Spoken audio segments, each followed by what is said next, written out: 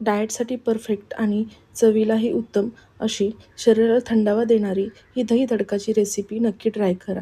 ही low calorie, high fibre recipe बनवण्यासाठी तुम्हाला लागणार आहेत फक्त 5 मिनिट. यासाठी काकडी बारीक किसून घ्यायची आहे. त्यानंतर अर्धा कप पोहे स्वच्छ धुवून ते सॉफ्ट होण्यासाठी बाजूला ठेवून द्यायचे आहेत. त्यानंतर त्यामध्ये बारीक किसलेली अर्धी काकडी, अर्धी वाटी लो फॅट दही छानपैकी मिक्स करून बाजूला ठेवायचे. त्यानंतर आपण प्रिपेअर करणार आहे तडका. तडक्यासाठी आपल्याला 2 टेबलस्पून ऑइल घेऊन त्यामध्ये जिरे, मोहरी, 2 बारीक चिरलेली मिरची, चिमूटभर हिंग, थोडंसं चवीपुरतं मीठ टाकून ते मिक्स करून घ्यायचं आहे.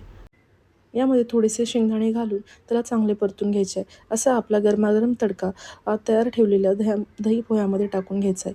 तर आपले खाण्यासाठी टेस्टी असे स्वादिष्ट दही तडका पोहे तयार आहेत. हे लो कॅलरी ब्रेकफास्ट तुम्ही जरूर नक्की ट्राय करा.